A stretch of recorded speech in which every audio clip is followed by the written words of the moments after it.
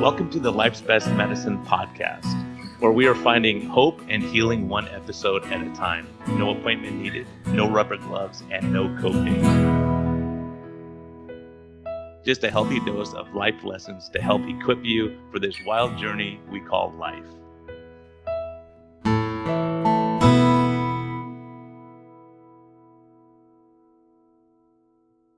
Hey everyone, this is a friendly reminder that we are here for entertainment purposes only.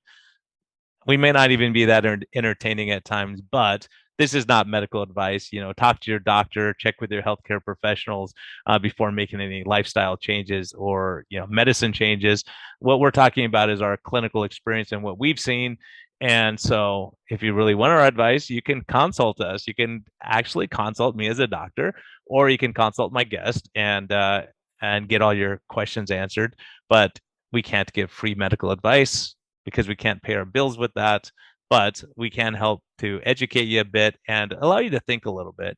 And always reach out to your medical professional before making any lifestyle changes. Thank you. Discover a new path to wellness at Arizona Metabolic Health. Dr. Brian Lenzkes offers advanced medicine and personalized care, treating the root causes of your health concerns, not just the symptoms.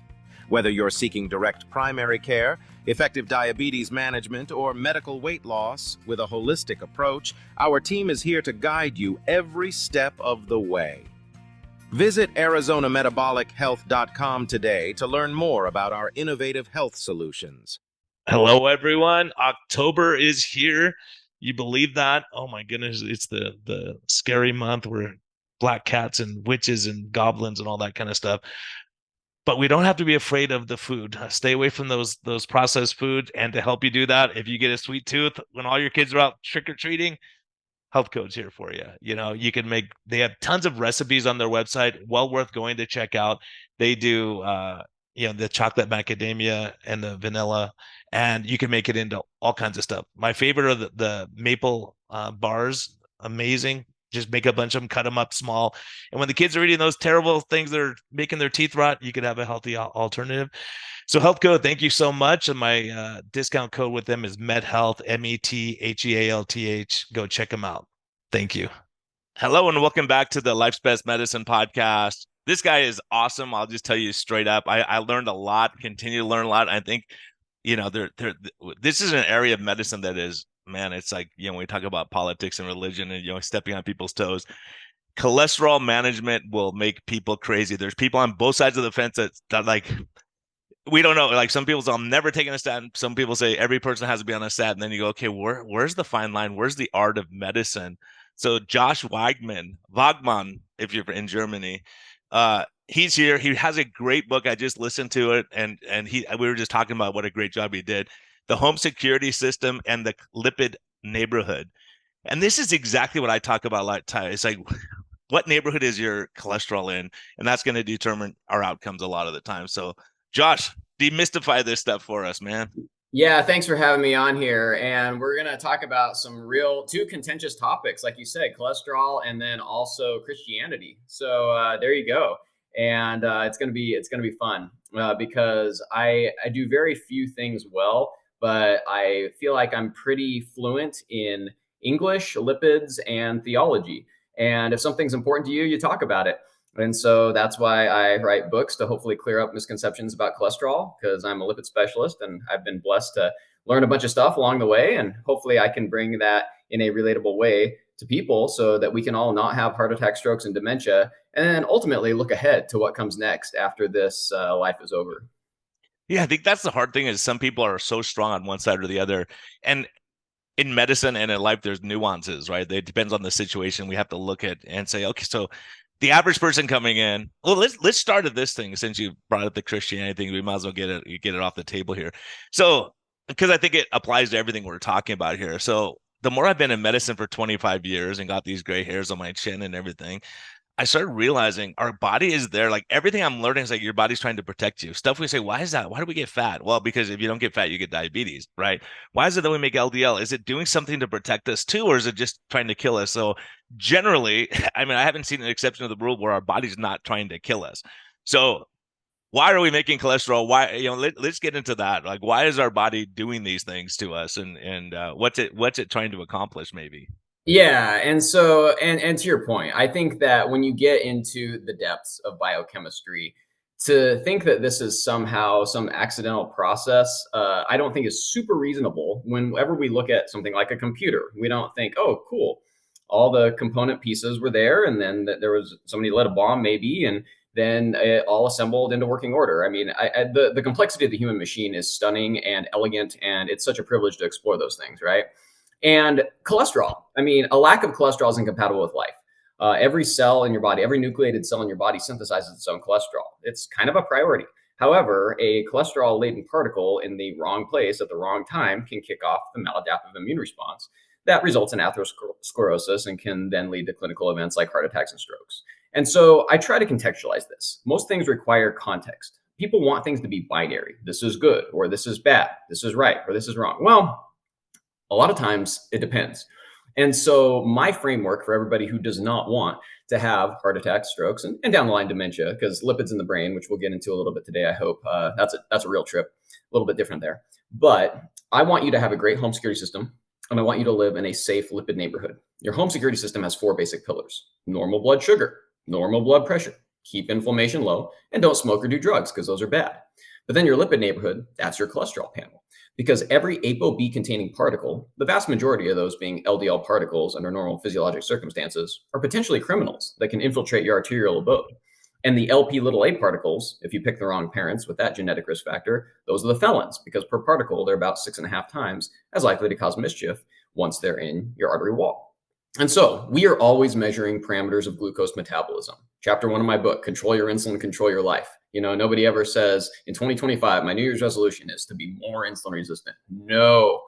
And then, no matter what your patients tell you, 220 over 120 is not, quote, your normal when it comes to blood pressure. And people will be like, oh, I just saw a squirrel on the way over here, and got all excited, or I just ran in here. No, that's not okay to have uncontrolled blood pressure. Life is not better more inflamed than less inflamed. And then today is not a good day to start doing illicit drugs, no matter what day it is. And so those are the axioms. No matter what your lipid panel looks like, we are consistently going to be optimizing glucose, blood pressure, inflammatory status, and not doing drugs. But then your cholesterol panel, well, it can look like you're living in a rough inner city neighborhood on paper, but people don't live on paper. And so do we have better ways that can inform our decision-making process when considering whether or not the current lipid neighborhood you're living in is adequate, or if we maybe should consider moving to a safer gated community with fewer lipid criminals? We do. And so one of my catchphrases is, got plaque, get a CAC. What's a CAC? Coronary artery calcium score. I call it the colonoscopy of the heart without the nasty pregame show, because anybody who's ever done a bowel prep for a colonoscopy knows that will temporarily disrupt your social life and also possibly destroy your bathroom.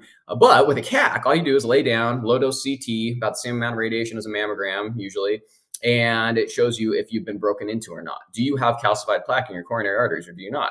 And that's evidence of a break-in. And you cannot have atherosclerosis without one of these ApoB containing particles in your arterial wall, a mailman going rogue, as I say. And so now how it got there is a different story. And there are multiple factors, the home security system, that results in whether or not there's going to be likely a break-in. But if you've been broken into, I think it's worth a conversation about possibly moving to a safer lipid neighborhood, given that where you are is laden with cholesterol-laden perpetrators. And so that's what I try to do throughout the book. I try to anthropomorphize things. One of my goals is to walk with kings, but not lose the common touch, because lipids are so complicated. And I learn stuff every day. I have been very, very blessed to learn a whole bunch of stuff. But man, it's awesome because I get to learn new stuff every day. And I believe that God gave us minds to learn and he gave us bodies to move. And as long as he keeps me around, I'm going to be trying to do both of those things until he takes me home. And it gave us discernment too, to say, okay, just because we can do something isn't a good idea, right? Is fasting for 3 weeks a good idea, or is, Yeah. or whatever it is, or just drinking water, or, so I think there's so much that we can do in medicine. We can intervene so many times. Is that necessarily going to cause good outcomes? And so for me, I'm looking at the whole organism. I'm all cause mortality, because sometimes we say, well, here's this cure for this disease, but oh, by the way, the mortality rate goes up by 40% when you take this cure for this one disease. So you're not going to have that disease, but you're going to have something else more Sure. likely. Sure. And, I think that if there's a trade-off, let's say that we try to get you living in a safer lipid neighborhood, but it comes at the expense of your home security system as far as glucose metabolism.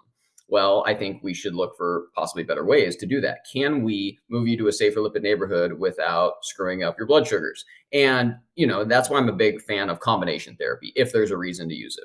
Because as we talked about previously, moderate intensity statin, new onset diabetes, 10% over 4 to 5 years. That's not that much more than your standard American. Not that that's how it should be, but that's not terrible. But you go up to high intensity statin, which is typically standard of care, and that shoots up to 36% over that same time frame. And this is a meta-analysis of over 120,000 statin-treated patients. That's a lot more. And do I want to be diabetic? No, that's one of the last things I want to be. And so, yeah, if we talk about that, Josh, just to jump in here real quick. Yeah. If I have someone with diabetes, with sugars out of control, A1C of 9 or 11 or something, that's a bad neighborhood no matter what. Your cholesterol is living in a bad neighborhood. You got to fix the neighborhood. Sure. How come that's not a topic of discussion? I mean, I have so many cardiologists.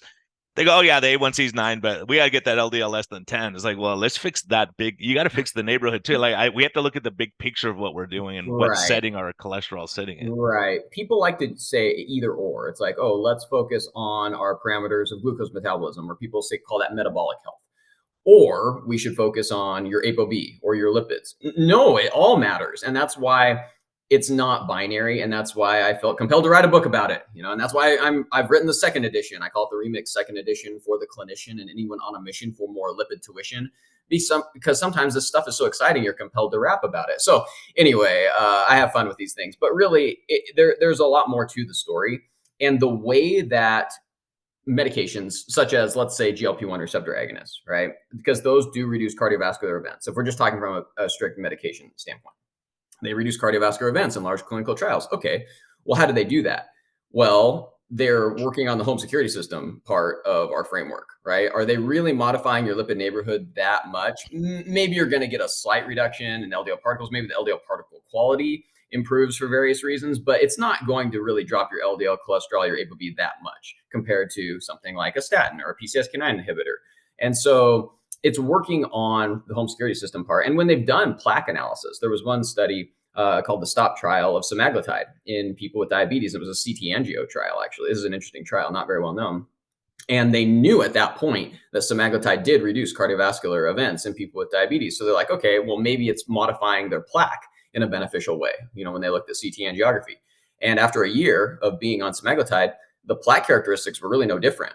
And so that's interesting, given that we've seen with various lipid-lowering medications, for the lipid neighborhood part of the framework, we see plaque stabilization with certain medications. We see further plaque stabilization and then regression also with certain medications. Okay, so it's different. That's different components of what contributes to atherosclerotic risk. So we have to take all those into account. We can't just focus on one or the other. So what do you personally think that is? Is that because you're lowering your baseline sugars? Yeah, the A1C must have improved on the drug, I would think, also. With the semaglutide.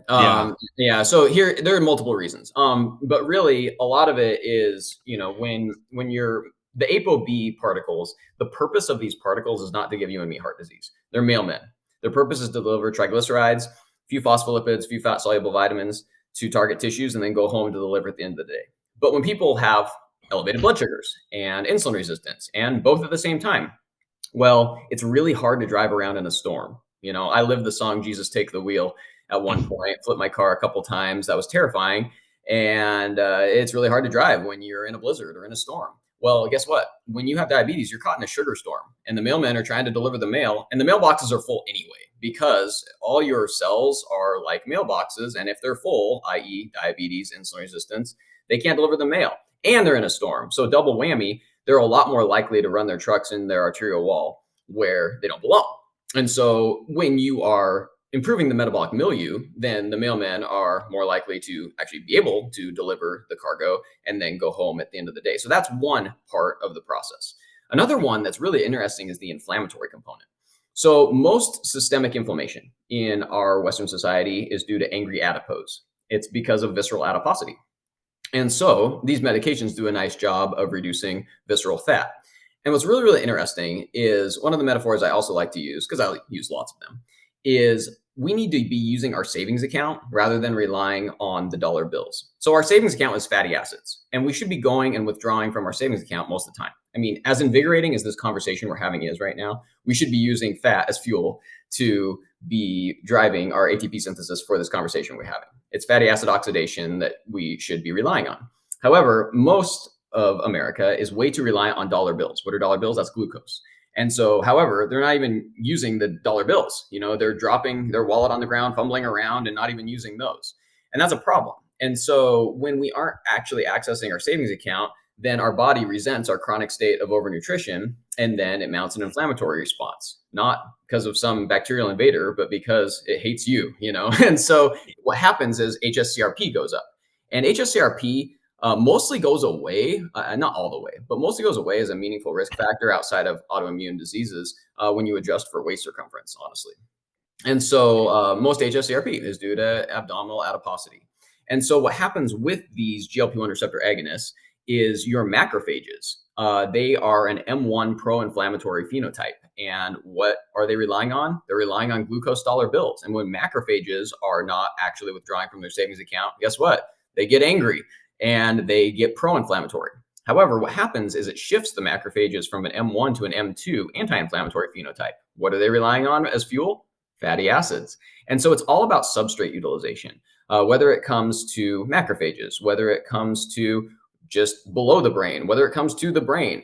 Improving substrate utilization across the lifespan, I think, is a huge key when it comes to not having heart attacks, strokes, and dementia, and also just being able to crush it at life. The people who are the most efficient at substrate utilization, those are our pro athletes, right? Those are the most mitochondrially efficient people on the planet. And guess what? The people in the highest quartile of cardiorespiratory fitness tend to have the lowest all-cause mortality, the lowest dementia, the lowest of anything. And that's not a coincidence. And so Super it all huge ties points. together. Yeah. I hope everyone's listening. It's like I use the same type of analogy saying, look, if your bank account is like, if you have to pay someone every hour, right? You're going to run out of cash. You have to go to the banks at some point. And the insulin is keeping you from getting to the bank when you have high insulin. It's telling you to store fat and high cortisol and high stress hormones, and you're not sleeping. And all these critical things, the more I'm around, the more that stuff I didn't understand before, I look at it and go, okay, now it makes a lot more sense from that standpoint of, um, there was a little town in Pennsylvania where they had the lowest incidence of cardiovascular disease, and LDL was the same. Everything was the same pretty much, but it was a small immigrant community, and they all took care of each other. They all relied on each other, so their stress levels were low. And they go, how can that possibly be? But now, as time goes on, they have the same mortality as everyone else because now they're getting divorced and they kick mom and dad out of the house. The seniors had the lowest incidence of cardiovascular disease. Young people weren't dying of heart attacks. And you go, man, maybe this whole thing of getting your sleep, laughing, having fun, lowering down those stress hormones helps us in the long run. Yeah, they probably are all on social media now too, and that just stresses everybody out all the time. I think with all the various diatribes that go on X and everything like that, and so there's something unquantifiably terrible about existential stress, and it's hard to have like one biomarker of these things, with any cortisol, obviously, cortisol, if it's pathologic, you've got Cushing's, and, if you don't have any, then you've got adrenal insufficiency and you need to have that replaced. So that's another sweet spot thing. But if you're having chronically dysregulated cortisol, which is hard to quantify, it's going to just really take a toll on you. And Yeah, this sympathetic overdrive, being in this yeah, chronic stress mode. And we see it on the continuous glucose monitor. You have a stressful day, boom, sugars go up. And yeah. so it's an amazing, or not sleeping, sleep deprivation. You talk about that in the book too. You take the fittest of the fit, you sleep deprive them, they become insulin resistant, even though they have a six-pack abs. Oh yeah, totally. And that was one of my favorite studies is those kids at the height of their mitochondrial powers, like 20 years old. And they had done oral glucose tolerance tests on them. And these guys weren't insulin resistant at all. And then after 5 days of sleeping less than 4 hours a night, half of that group had levels consistent with prediabetes on their oral glucose tolerance test, which takes a long time at, going and binging at the Chinese buffet and not moving in order to get there. But after 5 days of not sleeping, and that's why rest is so important, and that's where at the end of my book, I have a metaphor for spiritual health when it comes to the parallel between metabolic health and spiritual wellness as well. And that rest is honestly the most important thing. You can do all the right things. You can eat a really healthy diet. You can even be exercising, but if you're not sleeping, you're going to be spinning your wheels. And I think that's a really cool parallel to what we have from a spiritual standpoint, because you can try to be a good person. You can do all the right things. You can fill your mind with all sorts of positive thoughts, and read inspiring quotes and all these things and meditate, whatever that means. But at the end of the day, if your rest isn't in Christ, if your faith is not in the one who lived the sinless life you and I never could, died the criminal's death that you and I deserve, and ultimately defeated the power of sin and death by rising from the grave, then how do you know that you're getting anywhere? You're not getting anywhere. And that's what's amazing about it too. It's passive. Sleep is passive. If you say, "Oh, I'm going to try really hard to get a good night's sleep," no, you're going to be tossing and turning all night. You just got to let go. And salvation is about faith, and it's about belief. When Jesus met with Nicodemus and he said, "You must be born again," Nicodemus is like, "Wait, hold on. How do I do that?" Yeah, you and I had no role in our own birth. We didn't call the shots there. And that's his point. You can't do anything to earn the favor of God. God is holy. We are sinners. We are all imperfect people, and his standard is perfection. None of us can do anything to earn his favor. God's not lucky to have us on his team, right? We're actually all living on borrowed time because the wages of sin is death. And yet he provides a way for us to be reconciled to him. And that's through his son, Jesus Christ. And that's what I get into at the very end of the book. And, ultimately, that's why I wrote it. And that's why I believe God gave me the words to write it. And I think it's fun. And people say I never expected to laugh so much reading a book about cholesterol, which I like. And we know that, sometimes laughter is the best medicine still. But at the end of the day, I want people to actually take stock of your eternal home security. Obviously, I want all of us to live well and be crushing it at life for as long as God keeps us around. But I think the most important thing is to ask what happens next when this life is over. And I hope people consider that. Well, and I think that's such an important part. I mean, when people talk about medicine, they go, how could you be a doctor and believe this religious stuff? And I'm like, look, I'm looking at outcomes of my patients, right? If you're a person of faith, you could be going through the worst economic term. As a matter of fact, I'll tell you, part of the reason I started this podcast was during the middle of the lockdowns. I said, hey, don't give up, keep the faith, things are going to get better. And I got attacked for a week for saying that. They go, it's never going to get better. What's wrong with you? You're giving people false hope. I'm like, there's always hope, man. I've stared down I've looked down the wrong end of the machine gun in Guatemala and El Salvador. I've been to MS-13 neighborhoods and preached to them and saw miracles happen. And then you go, okay, walking in faith. Like I knew I was under the protection of the pastor there, but I'm under the protection of God also. So as God, if it's my time, then it's my time. But I think doing what we can, and if we worry about every problem of the world, you can watch the news and people perseverate on things and they're so stressed about something they have absolutely zero control over unless you pray and you go, okay, God, look, it's in your hands. I can't fix this problem. Yeah. And really, one of the most freeing things is realizing that you're not in control. We all want to feel like we are in control of situations. It's uncomfortable to feel like you don't have control of things. And yes, we can only control ourselves as far as our actions, but ultimately, there is a sovereign Lord of the universe who has created this whole charade and promises to make it right in the end. And he says, hey, be anxious for everything. No, be anxious for nothing. And we have a perfect father who holds the future and he knows what's going on. And all he wants is for us to be faithful. And it's like we're his children. We're called the children of God. And I think that's another apt metaphor because when you're a little kid, right?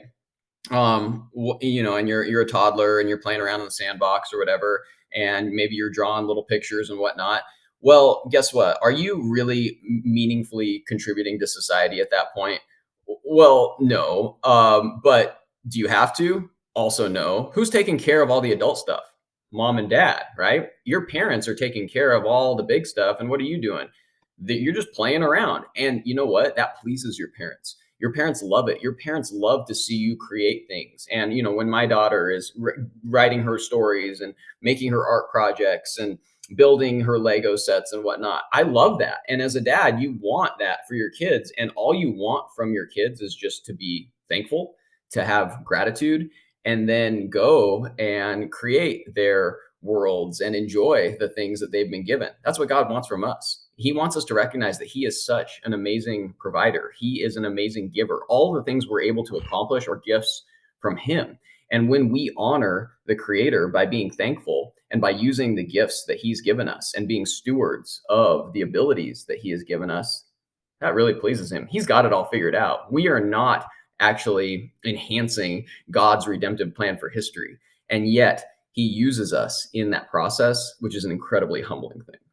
Especially he always uses the losers, right? The ones who aren't perfect. They go, look, that's the guy who's leading everything. Seriously, Yeah. you picked him, Yeah. the I little mean, skinny kid, David, and all these people throughout yeah. history. Like he just calls you, and it's like there's an expression. He doesn't call the equipped; he equips the called, right? And so he calls you to Exactly. something like you, and you go, I'm going to be the expert on cholesterol. I'm going to see how do I help that patient in front of me, and part of it, the town I was thinking was Roseto, Pennsylvania.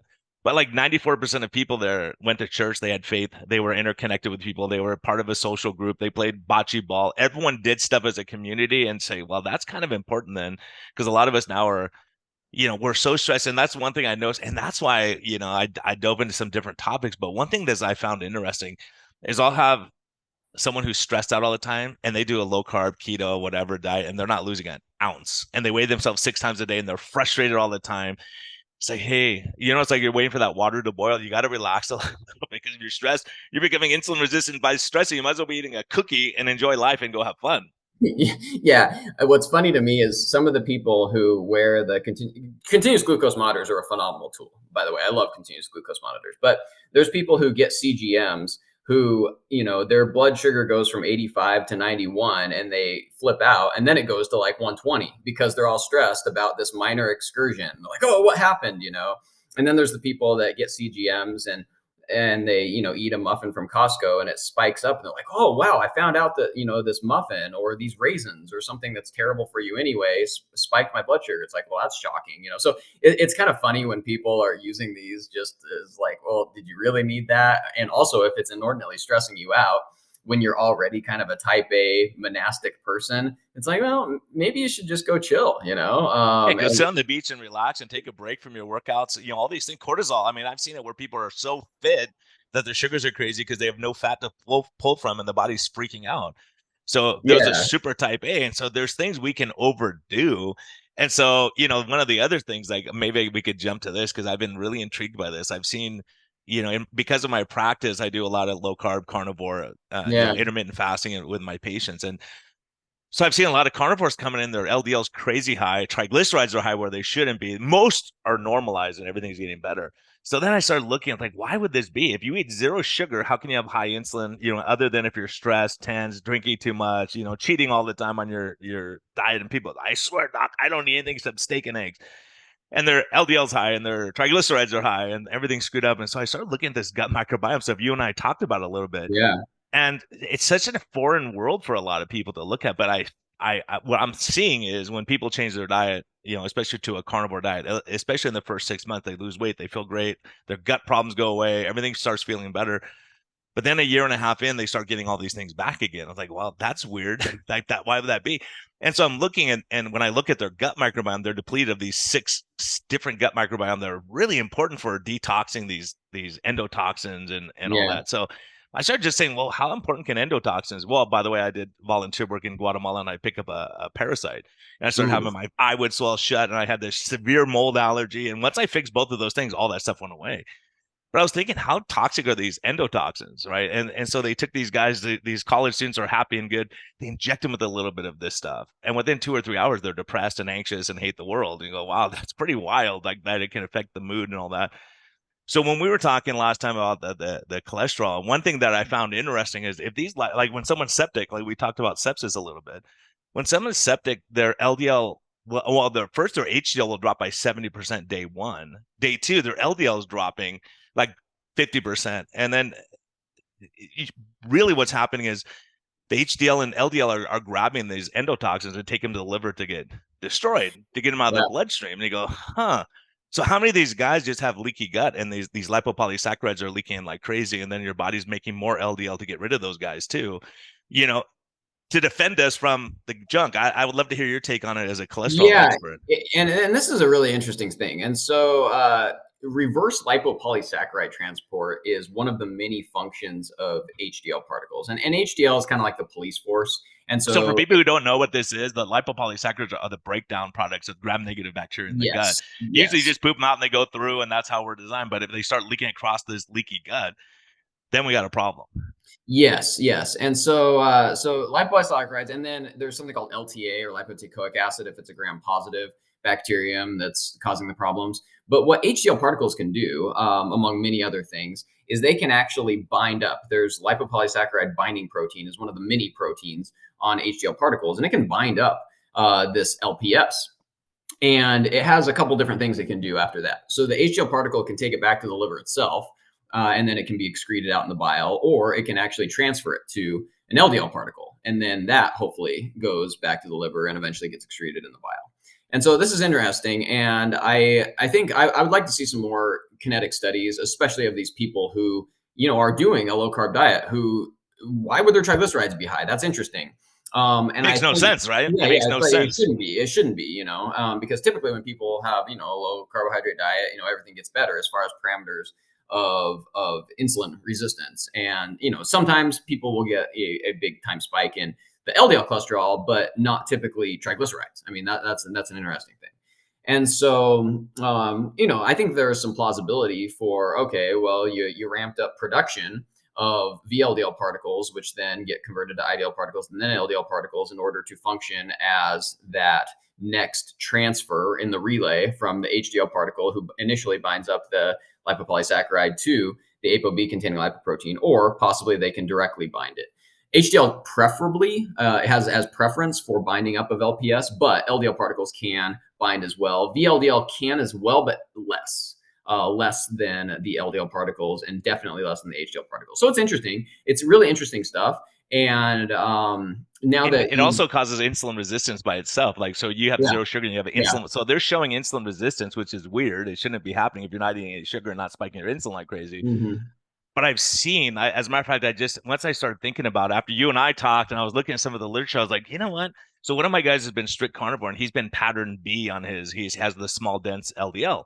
yeah, And so all he did is add in a little bit of fruit. He changed his diet a little bit of vegetables, a little bit of fiber, and now he's pattern A. He switched over just from that. His diet hasn't changed other than adding these things in. And so I've seen these carnivores that I'm taking care of. I say, hey, let's just yeah, add a little bit of inulin and see what happens. Guess what? LDL, one of my guys went from 229 to 98, and the other one went from like 158 LDL, and triglycerides came cut in half from like over 200 to less than 100. And you go, okay, I like those markers a lot better. Oh, they didn't yeah, change their diet though. They're still eating the same amount of cholesterol. All we do is fix their gut, and we've yeah. documented that.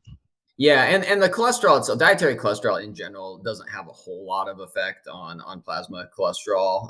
Do you think if Getting you have leaky gut that changes though? um, That more of that's leaking across, or you think it's too big of a you know, I particle size? I think in this context where the triglycerides are elevated, there's other things going on. Now there are some people who are But they just dropped just fixing the gut, yeah, right? They yeah, dropped.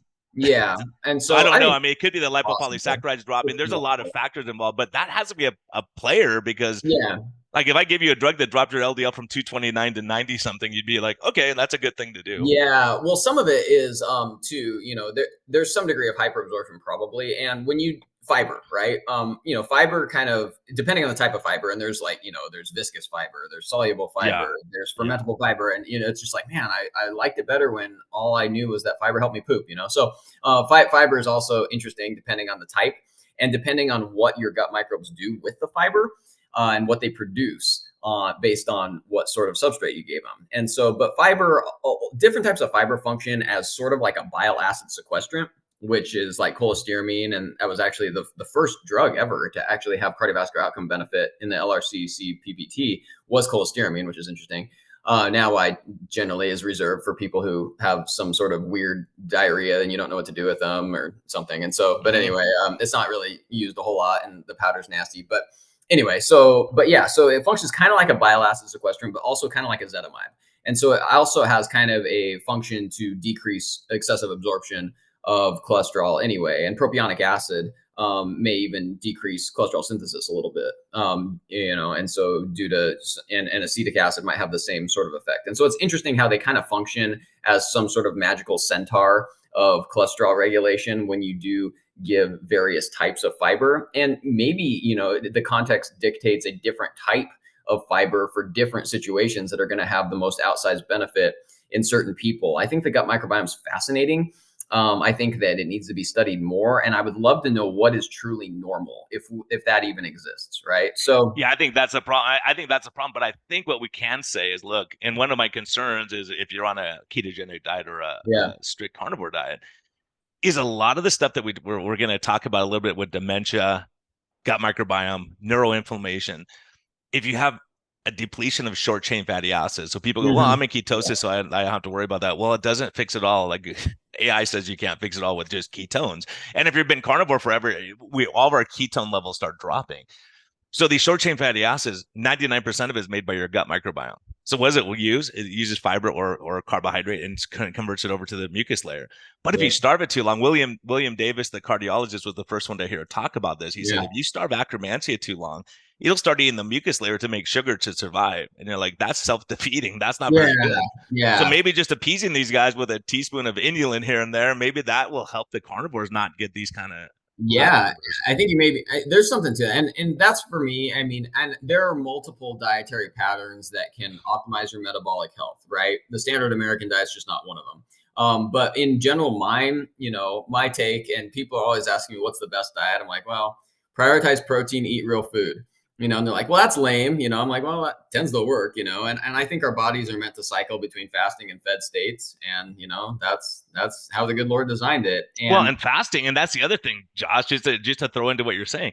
Because I thought, well, Jason Fung and the fasting, what does fasting do? It increases the gut diversity. So when I start looking at these bad diseases like Parkinson's, dementia, these neuroinflammatory problems, they have a narrow gut microbiome. On a carnivore diet, you Mhm. get a narrow gut microbiome. It's like, Yeah. and plus I'm seeing a lot more C. diff in this population with minimal antibiotic intake. And you go, this is crazy. Why am I seeing Yeah. this? So when I look at their gut microbiome, actually is very narrow. And so if you go, okay, let me broaden that a little bit. So I have a little bit of protection of good guys in there just to make this mucus layer for me, Yeah. just to do what they're supposed, not for constipation. I'm not arguing that point at all, Oh, yeah. even though that's part of the equation. So, like what I hear all the time is the carnivore, they'll say, well, I don't need fiber because I'm not constipated, which is true because you're digesting most of your stuff in the small bowel. But the problem is if you're starving your gut microbiome, then if you lose that mucus layer, like who wants to go down a water slide with no water in it? It's Yeah. not going to Yeah. be very good. So For sure. there may be some benefit of small, and that little half a teaspoon of inulin is not going to clog your digestive No. system. If so, you need a colonoscopy and see what's Yeah. going on. Yeah, definitely. Yeah, it's interesting. And then and fiber, there's a small minority of people too that you give them fiber and it actually makes it's a pro-inflammatory response, Exactly right. And so Yeah. If and so yeah. it's not a one size fits all, which is, hey, everybody wants a one size fits all. Everybody wants to just follow the algorithm. And that's why I have to, for my realm of expertise, which is not the gut microbiome, obviously. But for lipids, for cholesterol, it's like, okay, well, I encourage people to understand the individual utility of each biomarker and understand what you're doing on an individual level rather than just follow some consensus pathway, because sometimes consensus says some things that make some sense and sometimes consensus is completely wrong. So it's good to be able to understand the why behind what you're doing. And then also, if you're able to communicate that to your patients, hey, here's the game plan, here's why I think we should do this, and you meet people where they're at, and then when you collectively arrive at that same conclusion, it's a heck of a lot better than, hey, I'm a doctor, and just saying do this because I have whatever credential it is. Yeah, and let's talk about that too. Let's talk about and you talk about in the book, you do a great job of this. Everyone get the book, by the way. Listen to the audio, but he does a great job reading it. I don't know how the heck he does it. I would lose my mind trying to read a book like that and record it. Forget it would take me like the rest of my life to get it done. So I commend you on that. That's a God-given talent, seriously, because it was like entertaining. It wasn't like you were reading something. It was like you were acting it out and doing it. So it was a pretty amazing job just from that standpoint, from the artistic standpoint. What you're saying medically is amazing too. But you go into how much does our food affect our cholesterol levels and cardiac risk? So you talked about eggs. You talk about, I Yeah. don't think you specifically talked about red meat. So if someone has really high cholesterol, is taking eggs out going to make a difference? Yeah. So in general, dietary cholesterol, just the cholesterol component, has very little effect on your plasma cholesterol levels. And here's why. And so let's say we eat an egg, because we know that the egg yolk, and by the way, I love eggs. You go to my fridge, there's so many eggs in there, but eggs, the yolk has a lot of cholesterol. And so what happens when you eat the egg with the yolk, that cholesterol is in its esterified form. And so esterified is like a storage form of cholesterol. And so for your body to actually reabsorb that and for that to make any difference in your blood panel, it has to be de-esterified. And so it has to be in its free form. And that's actually kind of energetically expensive. And a lot of times your body just doesn't waste the energy to de-esterify it. And so you just poop it out. And so, but let's say that your body expends the energy and there's an enzyme called carboxyl ester lipase that de-esterifies the cholesterol. Okay, so now you got some free cholesterol, and it could potentially enter the cholesterol party in your gut. And so what happens is there's a ticket taker to the cholesterol party, and his name is Niemann-Pick C1 like 1. And for those of you listening, you might know that, oh, that's the drug target of ezetimibe. Yep. And so basically, Niemann-Pick C1 like 1 is the ticket taker to the cholesterol party in your gut. And so he lets you in if you're a sterol. If you show your sterol ID, he says, all right, go ahead and come on in. And there's a couple guys watching the cameras at the party, and their names are LXR and SREBP. And they're watching the cameras just to make sure that it's not getting too out of hand at the sterol party in your gut. It's very tightly regulated, and they're trying to keep it classy. But let's say things start getting a little out of hand and things are getting a little too ravish at the cholesterol party in your gut. Well, what happens is there's a bouncer, and his name is ABCG5G8. And so the bouncer is going to come along and say, hey, guys, get out of here. We got to clean this up. And so he's going to evict the excess sterols back into your gut lumen, and you're going to poop it out. And so basically, this whole process in general is very tightly regulated. And so what you eat cholesterol wise, just the cholesterol in general, has a pretty minimal impact on your blood cholesterol. Now, there are exceptions. There's always exceptions in lipids. Okay. Some people are hyper absorbers of dietary cholesterol, and maybe their ticket taker just isn't very discriminate, or maybe their bouncers are off duty. Typically, from genetics, if it's a genetic issue, it tends to be more the bouncer being off duty. However, people who have ApoE4 as their genotype, and we'll talk more about that in the context of Alzheimer's, they tend to be hyper absorbers as well of dietary cholesterol. And so that's something also to consider. And then certain people who go on a low carb ketogenic diet tend to induce a state of hyperabsorption via various mechanisms, who would be classified as like lean mass hyperresponders. One of the theories, and my theory, along with my co-author on a paper we recently submitted to the Journal of Clinical Lipidology, stay tuned for that, is inducing a state of hyperabsorption via many complicated mechanisms. And I won't go into those today because I want to keep my friends for now. But so there are many mechanisms that can result in hyperabsorption, both genetically and possibly induced dietarily. But in general, people there aren't that many people that tend to be hyperabsorbers, but you could be. And you can actually measure markers of cholesterol production and absorption. Boston Heart Diagnostics has a cholesterol balance test, and you can measure desmosterol and lithosterol, which are markers of cholesterol production. And then you can measure campestrol and cytosterol. And campestrol and cytosterol are not produced endogenously. And campestrol and cytosterol would be called, they're phytosterols. And so you can measure those, and those are markers of sterol absorption. And if you have elevated campestrol cytosterol at baseline, that person, if there's a reason to move to a safer lipid neighborhood, could benefit just from ezetimibe. And so that can make you operate with some nuance. But also there are certain sorts of fiber that can act kind of similar to ezetimibe. And so introducing that in somebody who isn't having any fiber, you can have a pretty robust effect on their blood lipids, if that's the case. But in general, cholesterol itself, pretty little impact on what you're seeing on a blood panel. There are some other things, saturated fatty acids, which you brought up. Those tend to decrease LDL receptor expression via different mechanisms. And so saturated fats are different. And so cholesterol and saturated fat, a lot of times things that have high saturated fat might also have cholesterol, but it's really saturated fat will tend to have a more reduction in LDL receptors, which is how we clear cholesterol at the liver. And that will tend to increase your cholesterol metrics a little more than just the cholesterol. It's been suggested that it's the saturated fatty acids that are the problem, not the problem, but the reason why certain people will have a huge spike in LDL cholesterol levels. I think there's more to it than that, and I don't think that's specifically the reason, but that's a pretty big issue, and I'll probably at some point talk with Dave Feldman about my speculations on what's happening with that adaptive physiology in the lean mass hyperresponder population. How about trans fat? Why was trans fat so bad? Why was that causing so much? Was it just super pro-inflammatory? Yeah, and trans fats make basically every inflammatory marker, and that was the one thing. It's like, oh, these are certainly leading as associated with cardiovascular events. And so because depending on what study you read, when it comes to saturated fats and unsaturated fats, and all these things, you can generally find a study that supports whatever your viewpoint is, but not trans fats.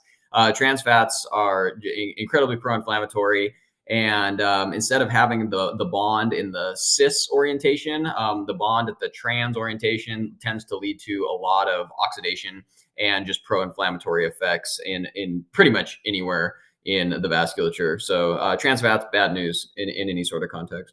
How about seed oils? What's your take on seed oils? Is it overhyped or is it a real legit Oh man, seed concern? oils. I think seed oils are kind of funny because it's kind of like I view seed oils like this, or not I view, but a lot of people view seed oils like that one kid who sat in the back of like your Spanish class in high school, and it's just a little like different, and you kind of hoped he would grow up just to be like a successful accountant, but there was always just this suspicion that he might be a serial killer. So that's kind of how I think a Yeah. lot of people view seed oils. It's just like they're suspicious of him. They think that just doesn't seem quite right. Something's a little off. Hmm. But is there really strong evidence to support your feeling on it? Not really. And is there some mechanistic? I'll say there's some mechanistic plausibility to these things being more readily oxidized, just because there's um, more double bonds, and there's some other interesting things with like 4-HNE and some mechanistic plausibility. And there's a few in vitro studies that suggested that this could have a pro-inflammatory effect. From what we've seen right now at like from all the population epidemiologic data, there isn't really a signal. But also seed oils vary. There's what rapeseed oil and canola oil and any other seed oil. There's a lot of different distribution of how many what unsaturated fats are on them, and how many double bonds are there. And so there's heterogeneity in what a seed oil is anyway. And so defining what seed oil you're talking about with corn oil or safflower, whatever, is important, but also teasing apart what are seed oils in a lot of times. Something that's terrible and, just full of carbs and fats simultaneously, and just horrible, Yeah, horrible guilty food by at association, all this baseline. stuff that they're associated with. Yeah. Like that's because So it's the cheaper. So like people, like if you just look at salad dressings in the market, like 98% I think have bad oils in them, maybe, or rancid oils. And so you go, wow, you're better off just making your own stuff at home, right? I mean, everything matters in the context of overnutrition, right? And so Yeah. if you have excess calories, then I think everything matters. And when you do have excess saturated fats, when you have excess calories, yeah, I mean that tends to have pretty bad negative effects as well. So, I think that the real enemy is the dietary pattern that people are endorsing if seed oils are a part of them, typically. And I think overall, whatever you're doing consistently dietarily matters, I think, more than the individual constituents of whatever you're ingesting. Now, but here's the thing: is anybody making you eat seed oils? If you don't want to eat seed oils, don't eat seed oils. I mean, if I use any sort of oil, I use extra virgin olive oil personally, because I feel like, I feel pretty like that's a pretty safe bet. And then people can get around and how it's sourced and whatnot and all this. You can go around and around forever. Yeah. Yeah. And then basically all we're doing is fasting for the next month, because all food is, we can't trust any of it. So, but really, it comes back to me for, overall consistently prioritize protein, eat real food. Okay. And I think that you'll be Ben okay Bickman saying the same thing. in You're in that good company regard. with that, right? You Like you're in know, good company. and so that's good. And he's a smart guy. I'd like to talk to him. I actually haven't met him personally, but he's a smart guy. But anyway, yeah, I think that one of my favorite studies too of diet, like because diet's very contentious and there are all sorts of people get very tribal with all these things. But one of my and all of these things have limitations, right? Observational data, and there's so many other factors in a person's life, and what they're doing, and are people actually honest on their dietary logs? Did one day of a dietary log, was this actually indicative of their normal life? whatever, Hawthorne effect stuff. And so anyway, there's all these sorts of things that muddy the waters. But one of my favorite studies, because hey, I cherry pick sometimes, is the Cooper Clinic, and the Cooper Clinic, they looked at people and they actually measured their cardiorespiratory fitness. And so I like this because this is a hard measure. You can't fake cardiorespiratory fitness. And the people who had the highest cardiorespiratory fitness, they also looked at what diet they were consuming. And some people would have been classified in the really healthy diet. Some people were kind of in the somewhere in between, and some people would have been classified in the unhealthy diet. And guess what? There was like no difference in mortality in these people. Why? Because they had high cardiorespiratory fitness, because they're crushing it at life, right? So go be a high performer. And in general, I think there's a healthy user bias, right? If you prioritize your performance, if you try to go crush it and be a Spartan at life, and nobody ever said, I wish I was weaker, right? Heavyweights aren't going to lift themselves up. Go lift some weights and also be aerobically fit. And so do both of those things to the best of your ability. Try to be a steward of what God's given you. And then are you going to try to probably fuel the machine with quality fuel? Well, yeah, because if you don't fuel the machine well, your performance isn't going to be great, And so I think that those things go together. But I also think that, yes, it matters, but, context also matters a lot, because you look at guys at Tour de France, right? They're ingesting literally like 4,000 calories a day of pure glucose. And are they, in any sort of dire straits when it comes to metabolic health? No, the furnace is so hot that everything burns, and those guys are super efficient. Yeah, they So could run on fat, they could run on sugar, they whatever they can, want to run on if you're whatever. burning it. I And think that's a being hugely important point. exactly metabolic flexibility, right? And so, and I think that also, whatever, the body's amazingly adaptable. And Andrew Kutnick, I don't know if that's how you say it, but he's Yeah, brilliant. he's awesome. And Type 1 I diabetic. love his work. I'd love to chat with him sometime. I mean, he's showing us that, hey, what we've thought possibly we need to shift our paradigm is how many carbohydrates are necessary for optimal performance. Now, when we look at these people though, and there was a recent study he had, these were like 20-minute 5K people. Yeah. And that's okay, but that's not good, by the way. From like, if you're not even close to elite, I mean, Yeah, they're not elite athletes, but they're better than most. and yeah, better than most, and that's Yeah. good. As someone who ran Division I track, no, I mean, you realize how good you're not when you're at that level. Well, right? you're a cross country guy, so you guys Yeah. are elitist. And so, but that's the thing, right? And so, I mean, is that, can we apply that to guys who are truly at the elite level? I don't know. But it's interesting, I'm skeptical of that, but also the body's so adaptable. And so, and you see these, I think Novo Nordisk actually has a team that of professional cyclists, and those guys are type 1 diabetics, and they are doing amazing things with very, very little carbohydrate. Yeah, it's That's amazing too. And so it is amazing. Yeah, I it is think, amazing. and I think that's so cool. And I have a friend who's a marathon runner who's a type 1. I mean, amazing. That's well, and Andrew Kutnick has some great data too, which applies to collegiate athletes in that when he's going to do a sprint workout, he has to shoot insulin before the exercise or his sugars go crazy high. Oh yeah. And they used to think, well, you got to carb load like crazy before you exercise, or you're going to get hypoglycemic. Yeah. You get a big glycogen phosphorylase activity when you're. It's pretty amazing. Yeah. And so our body takes care of us, right? It's amazing. Glucagon. Yeah. It really is interesting. And so all these things are really interesting, but in general, if I'm going to go do CrossFit, well, if I don't have just a little bit of glucose on, like, if I haven't eaten, some berries or apples or something in the last, few hours, yeah, I'm going to tank, I'm going to kind of suck. And so I'm going to do better if I have a little bit on board for that level of activity, because I have to go and be in a glycolytic energy system. However, if I'm just doing something, lower intensity, like zone 2 cardio, I can generally get by and just oxidize fats, So I think a lot of it also depends on, what sort of activity you're doing. Yeah. And so whether you are just super short bursts where it's just phosphocreatine, whether you're going into glycolysis, or whether you're preferentially just oxidizing fatty acids. And so I think that dictates some of what you might need from a macronutrient level as well. But at the end of the day, hey, just have fun, go crush it at life, and your body will probably be able to use whatever fuels around. And that's pretty cool. I like that. Yeah, it's pretty amazing. And so, let me just as a quick fire, I would love to just hear your opinion, because last time I talked to you on Low Carb MD, I got like 6 people going, how come you didn't talk about Malcolm Kendrick? What do you think about Malcolm Kendrick and his take on chronic? Do you know who he is? I actually haven't read his stuff, and so I probably won't have a strong opinion. But it sounds like I have some homework. Yeah, it's called The Clot Thickens. I'd be curious Oh, to okay. see his take. His take's basically saying, look, chronic inflammation is the issue. It's not necessarily, that's what's causing damage to endothelium when Okay. you're And I so need to read that because my book a couple weeks ago cracked the top 10 on Amazon heart disease bestsellers. It probably fell out after that, but it was right next to it was right.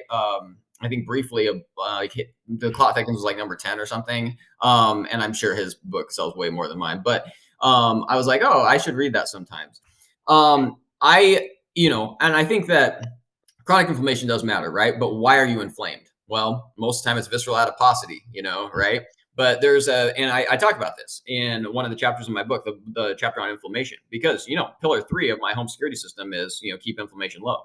But inflammation is also a context dependent thing. There's a people group in Bolivia called the Shimane, and their yeah, very interesting. HSCRP is 9.2. I mean, anything, over 1, it's like, we don't love that. Anything over 2 is an I'm independent glad you risk brought that up, man. for Yeah. So tell cardiovascular people disease. why they have such a high CRP. Yeah, well, here's the thing. So the Chamonix people, they're at 9.2. So you would think, oh, they have raging heart disease, right? Because 2 is super bad. 9.2, that's crazy, right? No, they don't have any heart disease. The reason why they have elevated inflammation is because they're riddled with parasites. And so, if your HSCRP or whatever inflammatory mediator or cytokine, pick your favorite. My favorite is IL-6, but pick your favorite cytokine, pick your favorite inflammatory mediator. The reason if you're inflamed is because it's actually eradicating parasites. Well, it's doing its job. And CRP is interesting too. It has monomeric and pentameric forms. And one of those has more anti-inflammatory effect, and then when it's cleaved into the monomeric form, it tends to have pro-inflammatory effect if it's in the vascular endothelium. So all these things are complicated. Inflammation is complicated, but it's also context dependent. And so the Shimane, they don't have heart disease because the inflammation is actually doing its job. However, if your inflammation is high because it resents your chronic state of overnutrition, then of course that's a bad thing. And like I said, most of the time our chronic inflammation is due to angry adipose, and maybe there's some systemic autoimmune thing, maybe there's something else going on.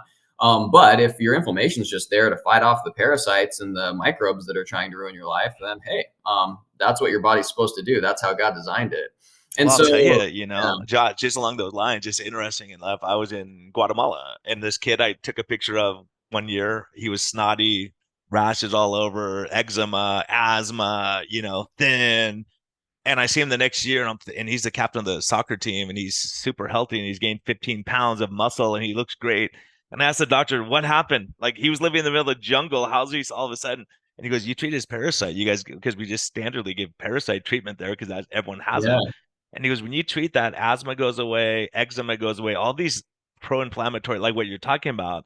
We're not measuring CRP and all that, but I know darn well that's because my CRP was high when I had my parasite too. When I treated yeah, for it, my allergy to mold went away, everything got better, but it shows you how much of that immune response in the gut. And as a matter of fact, another interesting thing with parasite that I learned this last time I went to Guatemala, I was in this small jungle village, and 30% of the people had vitiligo where their skin's getting white.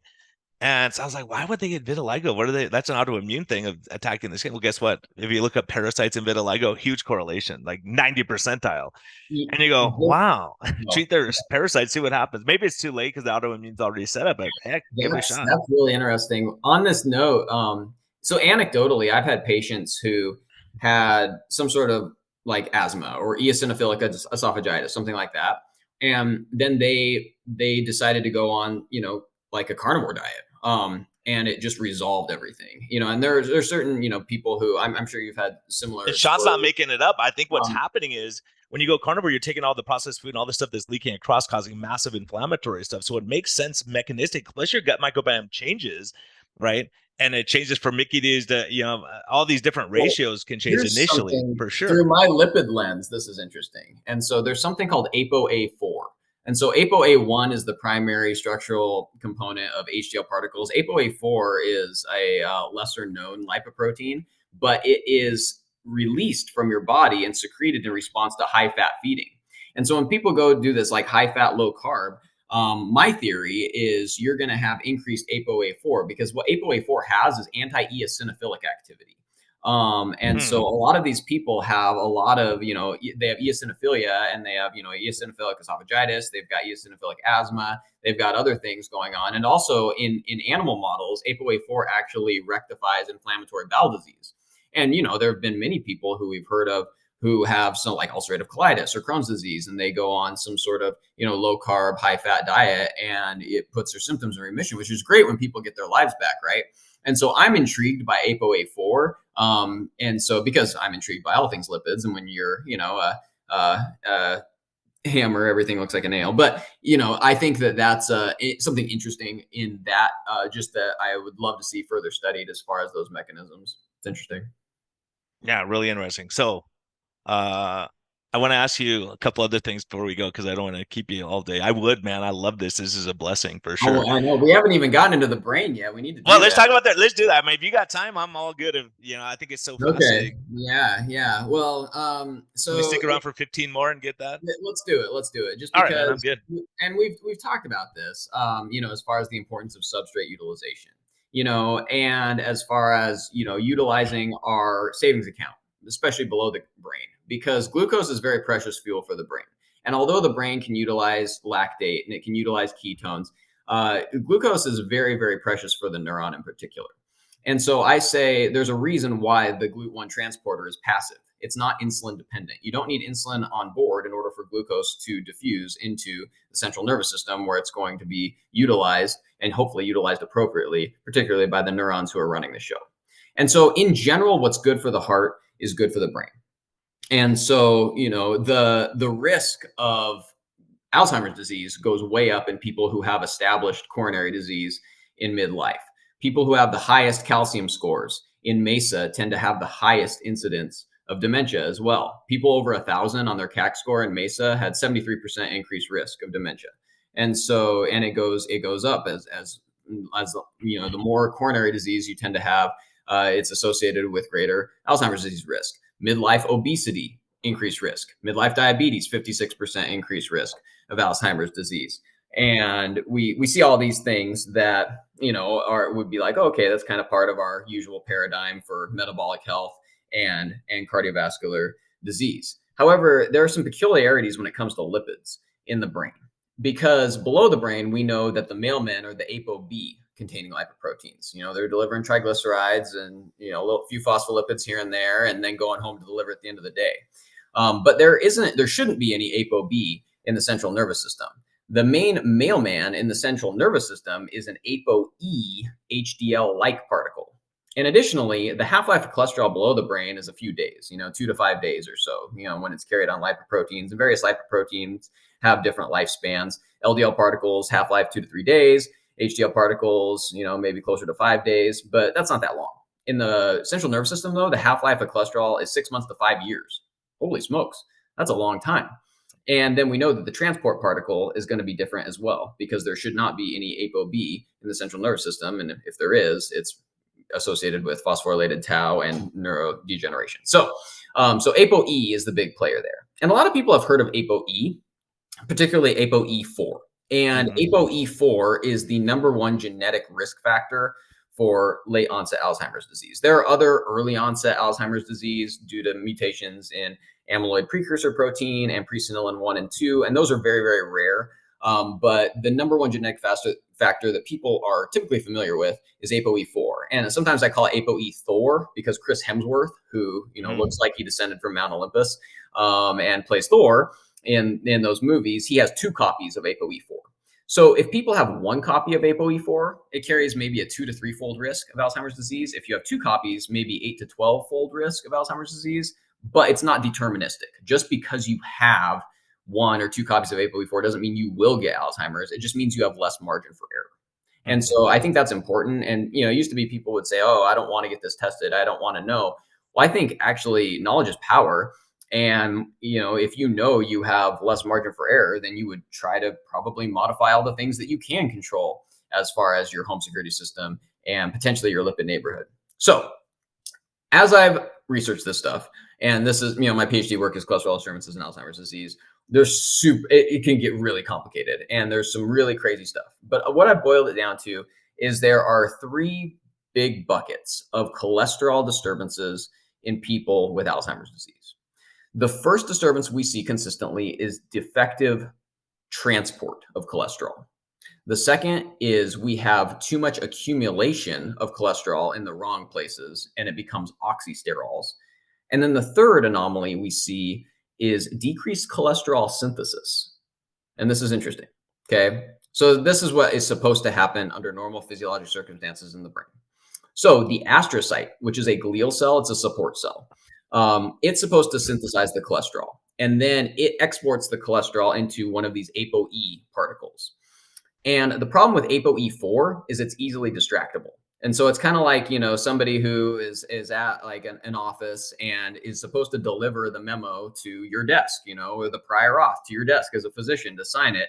And then on the way over to delivering the message, gets distracted and leaves the papers on somebody else's desk and leaves things in places where they don't belong. And on their way to go help a patient with their semaglutide injection, leaves the syringe on the desk. And so they're just easily distracted and they go around and they don't actually do their jobs. That's what ApoE4 particles do. They are very poorly lipidated. They have less affinity for the cholesterol that they're supposed to transport to the neuron. Well, that becomes problematic because if the cholesterol is not getting transported, what's happening? It's being left in places where it doesn't belong. That's the toxic oxysterol accumulation.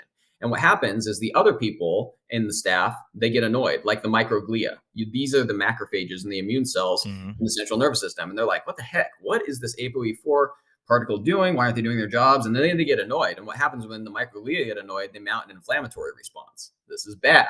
So we're starting to get an inflammatory cascade. Well, also what happens is cholesterol is super important. Cholesterol is incredibly important. 20 to 25% of total body cholesterol is in the brain. And cholesterol is incredibly important for neurons to actually do what the neurons do. It's also very energetically expensive to make cholesterol. Cholesterol requires 36 ATP in order to make, and the neuron has a lot of other bioenergetic demands. And so it's not in the neuron's best interest to be synthesizing its own cholesterol all the time. It likes to rely on the astrocyte to deliver it the cholesterol, and then it can use the cholesterol for synaptic transmission and a whole host of other things. And cholesterol is actually a really important component of lipid rafts, which is where a lot of cholinergic transmission and other synaptic transmission occurs. And so if you don't have adequate cholesterol there, that can be problematic. Conversely, if you have too much cholesterol there, that can also be problematic. There's always a sweet spot. But really, if the neuron isn't getting its cholesterol delivered to it, it can make its own ApoE, and that's the sign of a stressed neuron. And then basically, if you as the physician or the CEO in a busy office are trying to do the jobs that other people are doing, you're asking for burnout.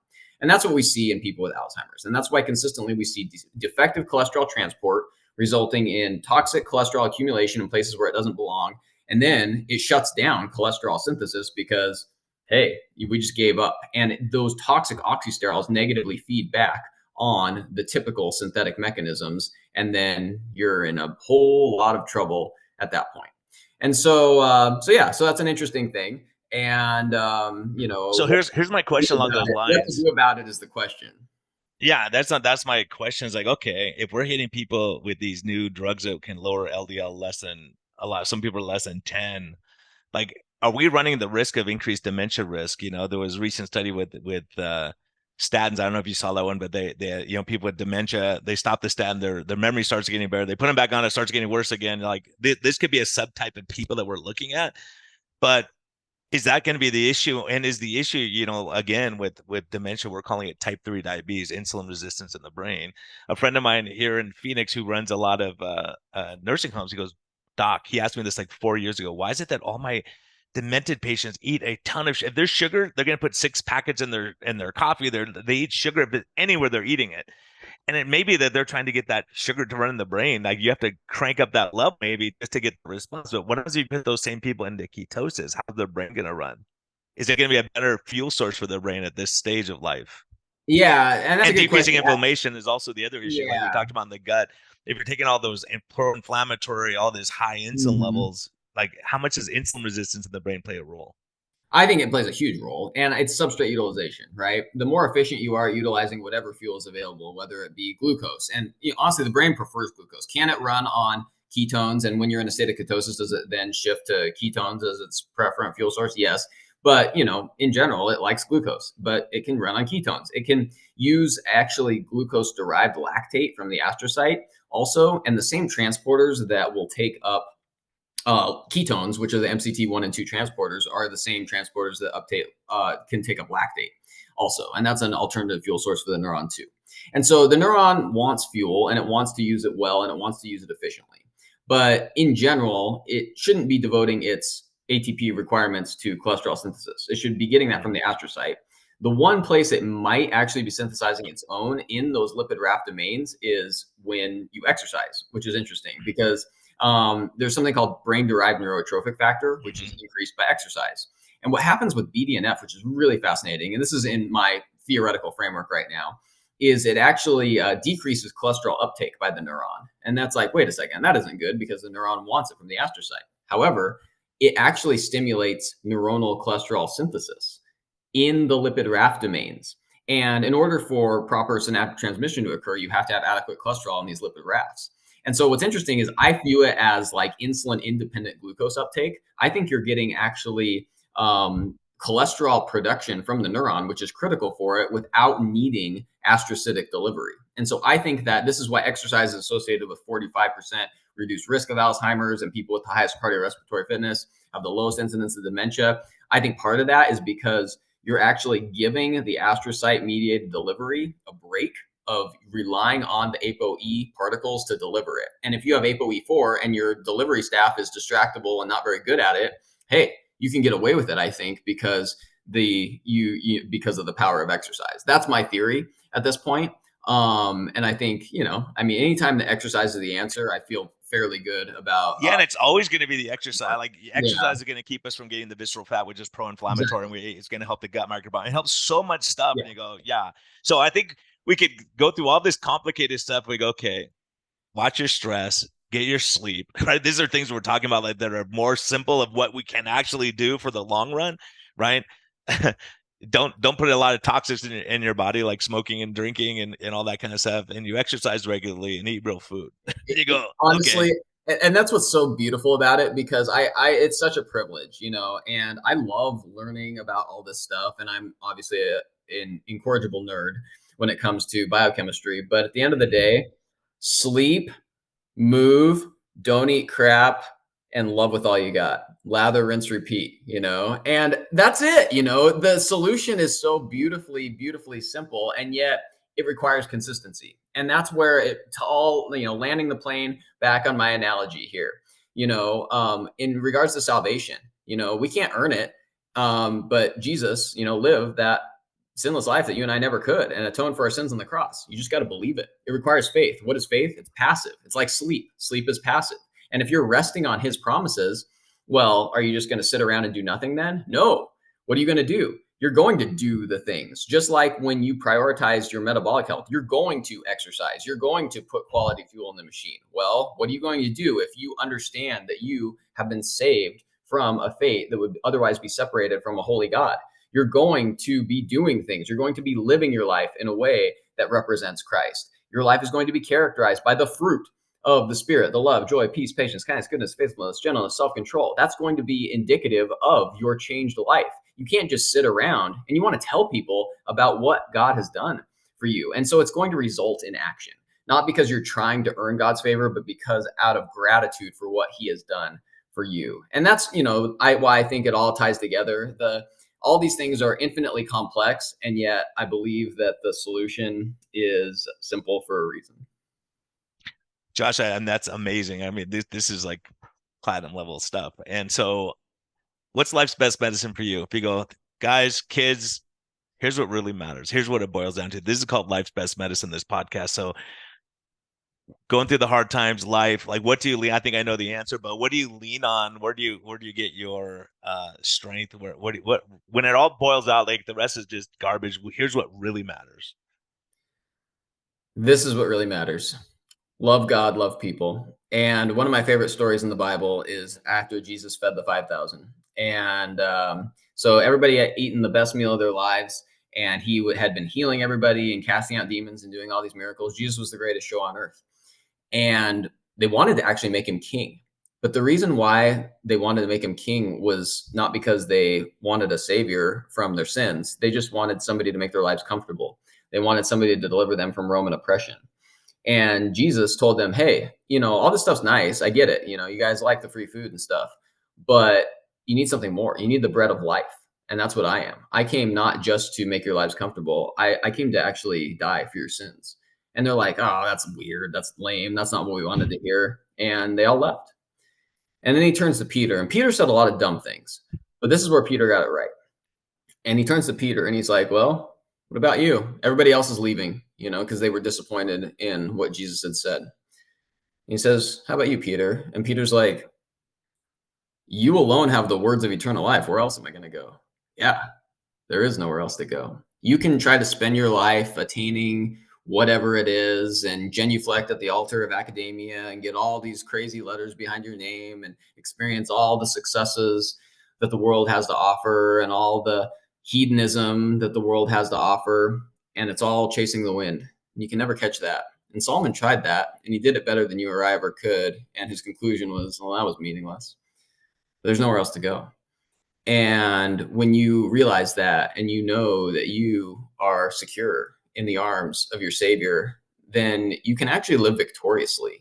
And there's no pressure to have some sort of legacy or accomplish this or that. It's just marinating in the gift that is life, because life is a precious gift. But the gift itself is not the accomplishment. The gift is the moment. The gift and the most priceless gifts are the people that you get to spend those moments with. And whatever we accomplish here, it could all be washed away like a sandcastle on the beach whenever it's our time to go. But hopefully you've got your ticket paid for you to get to that celestial shore on the other side, not because of anything you did, but because of what he's already done. Awesome stuff, man. Yeah, and you just remind me of stuff like, when we talk, Peter's like famous for denying Jesus 3 times, like saying, "Oh yeah, before the rooster crows, you're going to deny me." After saying this great statement, but then what's crazy people don't catch is a few weeks later he was out. He just got thrown in jail. He got beaten, and they go, "Just don't talk about this Jesus guy anymore. We'll let you go, and you could just go on." They go, "Okay." They let him out. He starts preaching in the same. He didn't go across somewhere else. He in the same neighborhood. He started preaching again. You're like, wow, he knew the truth, right? So he was willing to die for that. So he wasn't this timid, weak guy. He realized like, oh, that wasn't a good move on my part.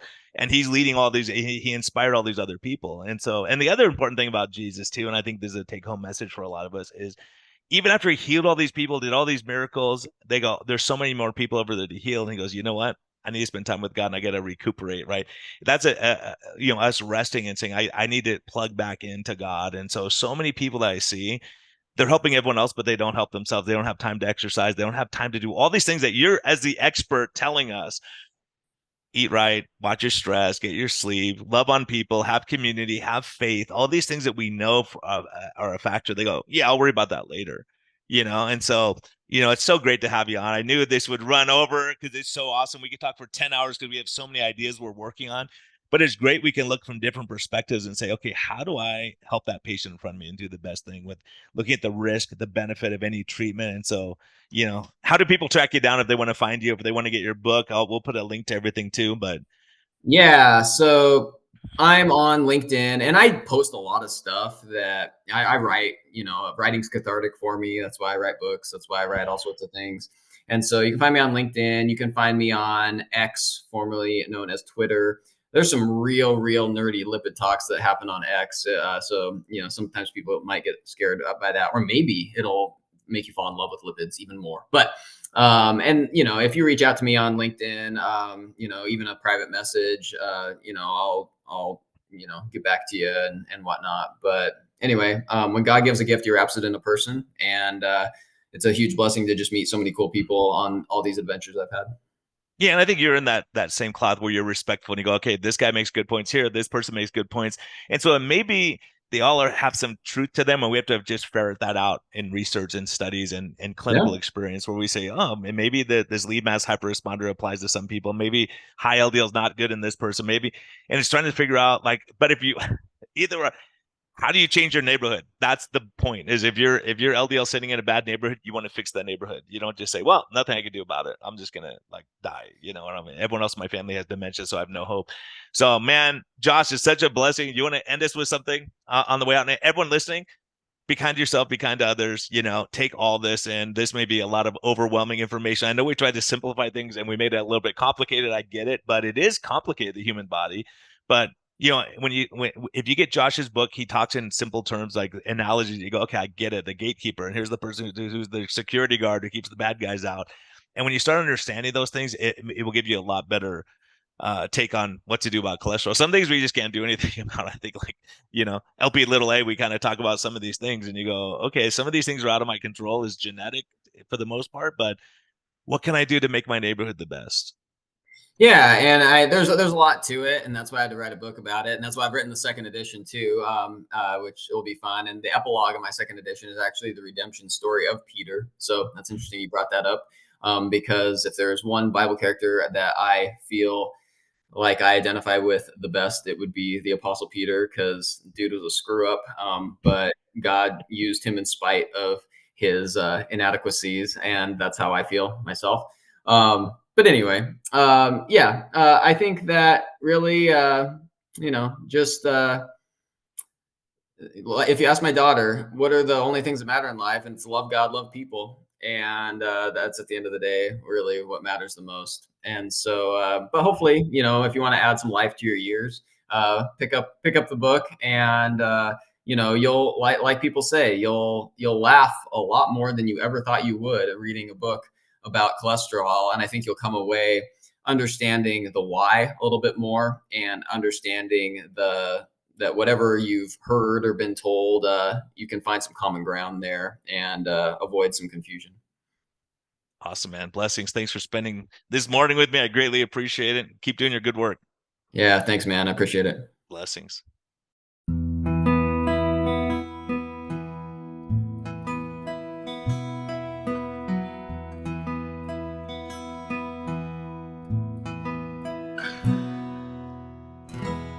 Thank you for listening to this episode. We greatly appreciate your support. We would greatly appreciate a positive thumbs up on all of the platforms like iTunes and Spotify, or wherever you're listening. And we just thank you for our Patreon supporters. We greatly appreciate your help in getting this message out. We think there's a lot of important information, and hopefully this helps you. Have a great day, and thank you for listening, and thank you for your support.